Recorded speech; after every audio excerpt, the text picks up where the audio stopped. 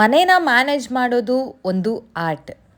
ತುಂಬ ಜನ ಸೋಷಿಯಲ್ ಮೀಡಿಯಾದಲ್ಲಿ ಆ್ಯಂಡ್ ಬೇರೆ ಬೇರೆ ಪ್ಲ್ಯಾಟ್ಫಾರ್ಮ್ಗಳಲ್ಲಿ ಹೌಸ್ ವೈಫ್ನ ಹೊಗಳ್ತಾನೆ ಇರ್ತಾರೆ. ಆದರೆ ನಿಜ ಹೇಳಿ, ಯಾರ್ಯಾರ ಮನೆಗಳಲ್ಲಿ ಹೌಸ್ ವೈಫ್ನ ಅಷ್ಟು ರೆಸ್ಪೆಕ್ಟ್ ಕೊಡ್ತೀರಾ ಅಂತ? ಆ್ಯಂಡ್ ಎಷ್ಟು ಜನ ಜಡ್ಜ್ ಮಾಡದೆ ಅವ್ರ ಚಾಯ್ಸ್ ಅವ್ರದ್ದು ಅಂತ ಎಕ್ಸೆಪ್ಟ್ ಮಾಡ್ತಿದ್ದೀರಾ? ಇನ್ ಜನರಲ್ ಆಗಿ ಕೇಳ್ತಿದ್ದೀನಿ, ನಿಜವಾಗ್ಲೂ ಹೌಸ್ ವೈಫ್ಗೆ ಅಷ್ಟೊಂದು ವ್ಯಾಲ್ಯೂ ಕೊಡ್ತಿದ್ದಾರೆ ಎಲ್ಲರೂ? ಹಾಯ್, ಹಲೋ, ನಮಸ್ಕಾರ, welcome back to my YouTube channel. ಅರೆ ಅರೆ ಏನಿದು ಹೊಸ ದಾಳಿ, ಎದೆಯಲಿ ಕಾದಾಟ. ಎಲ್ಲರೂ ಹೇಗಿದ್ದೀರಾ? ಎಲ್ಲರೂ ಚೆನ್ನಾಗಿದ್ದೀರಾ ಅಂತ ನಾನು ಭಾವಿಸ್ತೀನಿ. ಇವತ್ತಿನ ವಿಡಿಯೋದಲ್ಲಿ ನನ್ನ ಥಾಟ್ಸ್ ಆ್ಯಂಡ್ ಒಪಿನಿಯನ್ ನಿಮ್ಮ ಜೊತೆ ಶೇರ್ ಮಾಡ್ಕೋಬೇಕು ಅಂತ ಅಂದ್ಕೊಂಡಿದ್ದೀನಿ.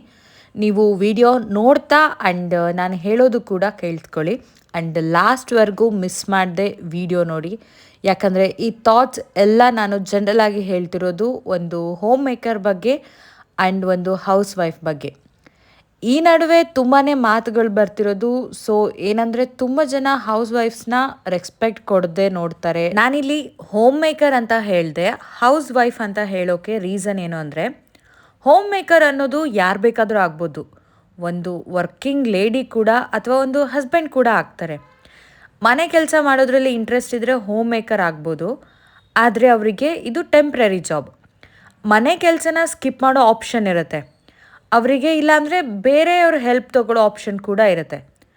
ಆದರೆ ಇಲ್ಲಿ ಹೆಣ್ಮಕ್ಳಿಗೆ ಪ್ರತಿಯೊಂದು ಚಿಕ್ಕ ಚಿಕ್ಕ ಚಾಲೆಂಜಸ್ ಫೇಸ್ ಮಾಡ್ತಾನೆ ಇರಬೇಕು. ವರ್ಕಿಂಗ್ ಲೇಡೀಸ್ಗೂ ಕೂಡ ತುಂಬ ಕನ್ಸ್ಟೆಂಟ್ಸ್ ಇರುತ್ತೆ, ಅವ್ರನ್ನ ಕೂಡ ಜಡ್ಜ್ ಮಾಡ್ತಾನೆ ಇರುತ್ತೆ ಈ ಸೊಸೈಟಿ. ನೀವು ಅನ್ಬೋದು, ಕಾಲ ಬದಲಾಗಿದೆ ಸುಚಿತ್ರಾ, ಈಗ ಆ ಥರ ಯಾರೂ ಇಲ್ಲ ಅಂತ. ಆದರೆ ನಿಜವಾಗ್ಲೂ ಬದಲಾಗಿದೆಯಾ? ಆ್ಯಂಡ್ ನನಗಂತೂ ಅನ್ನಿಸ್ತಿಲ್ಲ. ಎಷ್ಟೇ ಬದಲಾದರೂ 60% ಹೆಣ್ಮಕ್ಳನ್ನ ಇನ್ನೂ ಜಡ್ಜ್ ಮಾಡ್ತಾನೆ ಇದ್ದಾರೆ. ಅವರ ಚಾಯ್ಸ್ ಆಫ್ ಲಿವಿಂಗ್ ಬಗ್ಗೆ, ಚಾಯ್ಸ್ ಆಫ್ ವರ್ಕಿಂಗ್ ಬಗ್ಗೆ, ಇಲ್ಲ ಚಾಯ್ಸ್ ಆಫ್ ಮನೆಯಲ್ಲೇ ಇದ್ದು ಮನೆ ನೋಡ್ಕೊಳ್ಳೋದ್ರ ಬಗ್ಗೆ. ವರ್ಕ್ ಮಾಡೋದು ಅಥವಾ ಮನೇನ ಮ್ಯಾನೇಜ್ ಮಾಡೋದು ಅವ್ರವ್ರ ಪರ್ಸ್ನಲ್ ಚಾಯ್ಸ್, ಹೌದಾ ಅಲ್ವಾ? ಕೆಲವೊಂದು ಸಲ ವರ್ಕಿಂಗ್ ಲೇಡಿ ಮನೇಲಿದ್ದು ಮಕ್ಕಳನ್ನ ಮನೇನ ನೋಡ್ಕೋಬೋದು ಅಂತ ಅನ್ಕೋತಾರೆ. ಆದರೆ ಅವರ ಅನ್ಅವಾಯ್ಡಬಲ್ ಸಿಚುವೇಶನ್ಸಿಂದ ವರ್ಕ್ ಮಾಡಬೇಕು ಅಂತ ಆಪ್ಟ್ ಮಾಡ್ಕೋತಾರೆ. ಅದೇ ಥರ ವರ್ಸ. ಕೆಲವೊಂದು ಪರಿಸ್ಥಿತಿಗಳು ನಮ್ಮ ಚಾಯ್ಸಸ್ನ ಡಿಸೈಡ್ ಮಾಡುತ್ತೆ, ಹೌದಾ ಅಲ್ವಾ? ತುಂಬ ಕನ್ವರ್ಸೇಷನ್ಸ್ಗಳು ಈ ಜಡ್ಜ್ಮೆಂಟಲ್ ಪಾರ್ಟಲ್ಲಿ ಈ 2 ಗ್ರೂಪ್ಸಲ್ಲೇ ಇರುತ್ತೆ.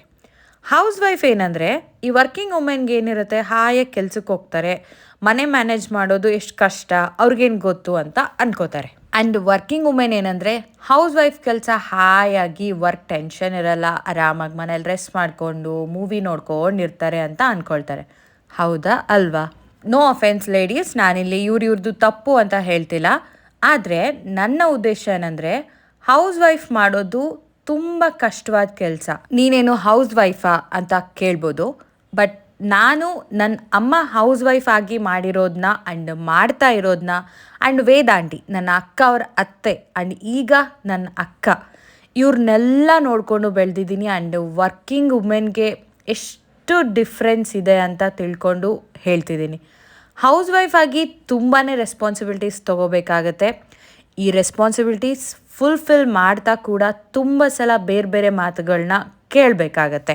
ಆ್ಯಂಡ್ ಸೊಸೈಟಿ ಕಾನ್ಸ್ಟೆಂಟಾಗಿ ಜಡ್ಜ್ ಮಾಡ್ತಾನೆ ಇರುತ್ತೆ. ಹೌಸ್ ವೈಫ್ ಅವರು ಓದಿರೋದನ್ನ ಯುಟಿಲೈಸ್ ಮಾಡ್ಕೊಳ್ಳಿಲ್ಲ ಅಂತ, ಮನೇಲಿ ಕೂತ್ಕೊಳ್ತಾರೆ ಅಂತ, ಬೆಳಿಗ್ಗೆಯಿಂದ ಮನೇಲೇ ಕೂತಿದ್ದೆ ಅಲ್ಲ, ಏನು ಸುಸ್ತಾಗಿದೆ ಅಂತ. ಈ ಡೈಲಾಗ್ ತುಂಬ ಕಾಮನ್ ಆಗಿ ಕೇಳ್ತಾನೆ ಇರ್ತಾರೆ. ನಮ್ಮ ಮನೆಗಳಲ್ಲಿ ಇದ್ದೇ ಇರುತ್ತೆ ಅಲ್ವಾ?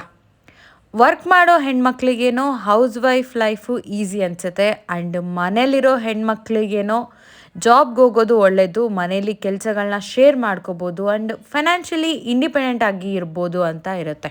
ಫೈನಲ್ ಆಗಿ ಜೆಂಟಲ್ ಲೇಡೀಸ್ ಆ್ಯಂಡ್ ಜೆಂಟಲ್ಮೆನ್, ನಾನು ಹೇಳಬೇಕು ಅಂದ್ಕೊಂಡಿರೋದು ಒಂದೇ: stop judging working women and house wives.